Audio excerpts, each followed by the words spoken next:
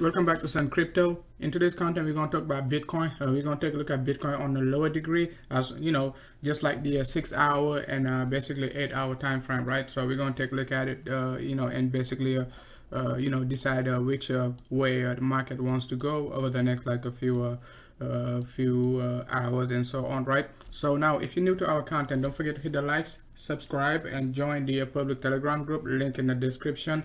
If you want to join Sun Crypto Premium, send me a message so I can basically give you access to my premium group where we trade Ethereum. XRP is dumping right now. We're trading XRP, Litecoin, and all of that good stuff. All right. So now, let's take a look at a Bitcoin on a 6 hour basis, right? So as you know, okay, last time I gave you guys an update before the dump, we said, Bitcoin was right here. Okay, I was giving you guys a macro update, and I was like, okay, it's gonna do this and it's gonna drop back down.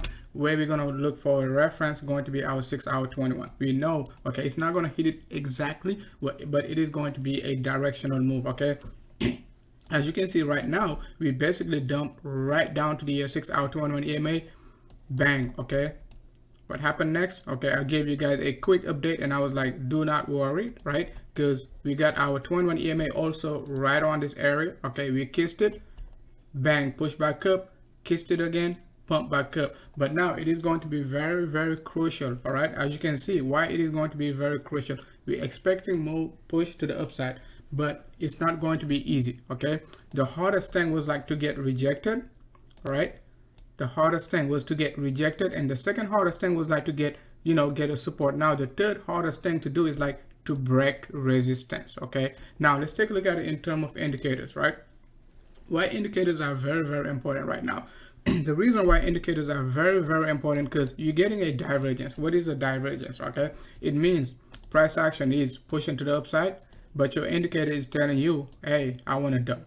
Okay, but how do you basically analyze it? Okay, how can we basically come up with a good judgment where about like which way market gonna go? It's like whenever, okay, both of your price action and indicators are doing the same thing, okay, market is going to be bearish. What does it mean? It means price action has to be below my 21 EMA, right, on the 6 hour, and basically MACD has to stay bearish. Okay, if that's the case, Bitcoin most likely going to retrace down to some area of support. We're going to talk about it later.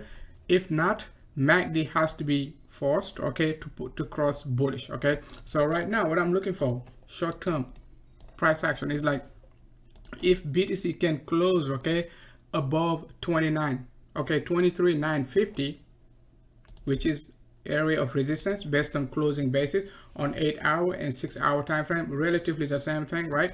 As you can see, on the 6 hour basis, we could not close right there. Okay, we could not close at just about like a 23,950. That was our area of resistance, and we could not at the same time close below, okay, 21 EMA. You see how important the 8 hour 21 EMA and 6 hour 20 EMA, 6 hour 20 EMA, one of the reasons why they're so important, that is it. Okay, so now we need to close above 23,950. Okay, 23,950 area. If we can close within the next like few days and so on, it doesn't have to be right away, it doesn't have to be right now, but what we want to see, even if we dip down 50% to 0.618, retest the 21 EMA and dump, retest, pump, that's going to be okay. Okay, however, we can also, in a very strong market, okay, price action can still do this and do that. We just don't know the time frame. We just want to go by the price level, okay, price action, and basically moving averages. Okay, that's all we can go by. Okay, and once again, just have to repeat it once again, price action has to pump above resistance, right? MACD has to cross bullish. Okay, if that's the case, sucker could be going all the way up. Okay, and we're going to talk about the target we're going to be looking for to the upside very, very soon, right? So now I'm just going to give you guys a very, very quick example, right? If you take a look at previously, right, one of the reasons why we were bullish on BTC was like on the uptrend, right? During the uptrend in our premium group, what we've been doing is like whenever BTC drop down to the 8 hour 21 EMA, it is a buy. Okay, it is an add-on, it's not a short. Whenever BTC drop down to the 8 hour 21, it is a buy. Okay, so we got this fake out. What we did, we said, guys, we're going to be dumping down. Okay, we're going to be dumping down lower, and once we dump down here, we're going to be buying the dip. We're going to be waiting for the divergences and all of that good stuff. We did get it on the lower degree on the hourly basis, and then we did pump to the upside to like a 19.3 and so on before the rejection. We did the same thing right here. So we're going to be doing the same thing right here, but it is just going to be challenging. Why it is going to be challenging is like right here, okay? Even though MACD was crossing bearish, right? You can see MACD was bearish. Price action was above 21 EMA. Okay, price action was above 21 EMA. So right now you can see MACD is bearish, right? Price action is above 21 EMA. But if price action basically dipped below the 21 EMA, as I just described, market could be facing lower numbers and temporary support going to be right here.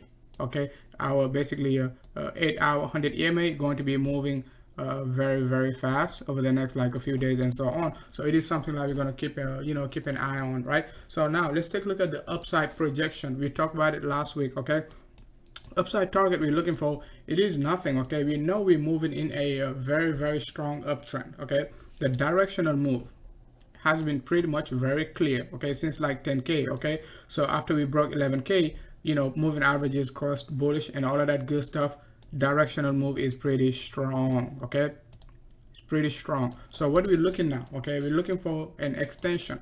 Okay, extension of the previous move. Which move we're talking about? We're talking about the move from 10K, okay, all the way up to 14K. If we do one-to-one extension, excuse me, it is going to be the directional move before the correction. Okay, the correction right here. If you're looking for a one-to-one extension, we're just going to do this, put it on linear scale, right? And we're going to be looking for another move all the way up to 26 and so on, right? 26 is going to be first target based on what? Support right here. Okay, but